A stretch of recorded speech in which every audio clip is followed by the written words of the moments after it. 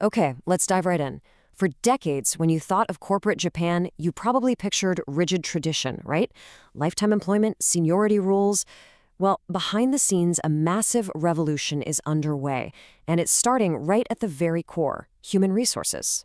So, I want you to forget almost everything you thought you knew. This explainer is going to challenge that classic, almost stereotypical image of Japanese corporate culture. And it's going to show you a huge strategic shift that's happening as we speak, one that's totally transforming how Japan's biggest companies manage their number one asset, their people. All right, so here's our game plan. We're going to break this down into 5 key parts. First, what exactly is changing in Japan's HR? Then we'll get into the why. Why is this happening now?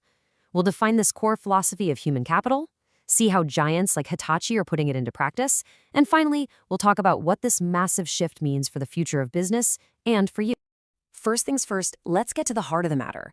To really understand where Japanese business is headed, you have to understand this fundamental change in what HR even is. So on the left, you've got the old school HR department head, the Jinji Bucho. Their job was all about admin, enforcing rules, keeping costs down, very operational. But look to the right. That's the future. The Chief Human Resources Officer, or CHRO. This isn't just a new title, it's a completely new role. They sit at the executive table as a strategic partner, focused on creating real value and making sure the company's talent is perfectly aligned with its core management strategy, that Kei Senryaku. It's a total game changer. So, why the big change all of a sudden? Well, this wasn't just some internal decision. This whole transformation is a direct response to some really powerful global pressures that are demanding a new level of transparency. You can see it's kind of a domino effect. It really kicked off in 2020 when the US SEC said, hey, companies, you need to start telling us about your people. Then, Japan's own regulators followed suit, requiring really specific metrics on things like diversity. And now global standard setters are making it crystal clear. If you want international investment, you have to show the world how you manage your human capital. The pressure is definitely on.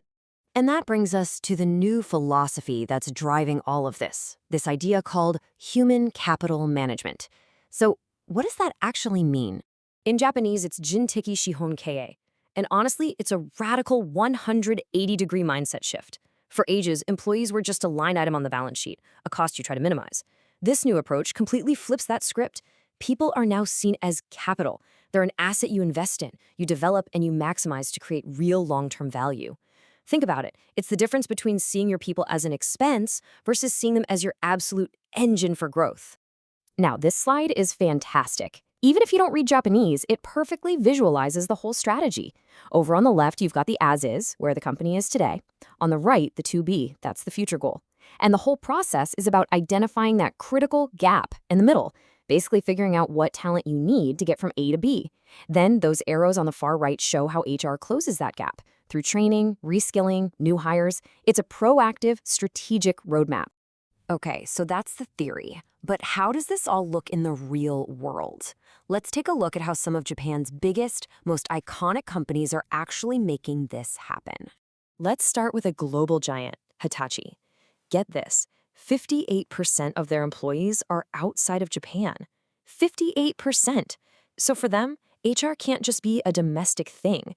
It absolutely has to be a global engine that drives the whole business forward. And this is their playbook. They've laid out 4 clear principles. They're all about leveraging diverse local talent. They're fostering this inclusive one-team culture no matter where you are in the world. They want to build a proactive, growth-oriented mindset and create a workforce that's agile enough to pivot as fast as the business does. This is HR acting as a global architect. Okay, next up, let's talk about Nissin Foods. Yep, the creators of the instant noodle. They're the perfect example of that old saying, what gets measured gets managed. They're turning this whole HR philosophy into cold, hard numbers. And check this out. This is their actual KPI report. It shows you exactly how data-driven this new approach is. You can see rows for specific metrics, right? Things like the percentage of female managers or the rate of men taking paternity leave. And for each one, they've set a target, shown there in the middle, and then they report their actual progress. This isn't just talk, this is real accountability, linking people metrics directly to business goals. All right, our last case study is super interesting. For a legacy energy company like Idemitsu Kosan, this isn't just about learning new skills. It's about a complete cultural transformation. To make that huge pivot from fossil fuels to new energy, they realized their business transformation had to start with a cultural one. So HR's strategic mission became crystal clear. They had to break down what they called the three walls. These were the walls between departments that created silos, the frog in a well kind of insular thinking, and just a general resistance to change. HR's job, literally, is to be the demolition crew, to clear the way for the innovation and collaboration they need to build their future. So let's bring this all home.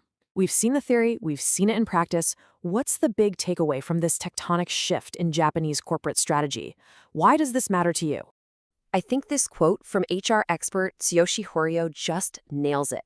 The era of passive, defensive HR is over. The future is all about Semen no Jinji, which translates to an offensive or attacking HR. It's about proactively building a workforce to go out and win, not just administering the old rules of the game. And this change really does matter to everyone. If you're an investor, you now have a brand new and totally crucial way to evaluate a company's long-term health. If you do business with Japanese firms, you should expect them to be more agile and more globally minded.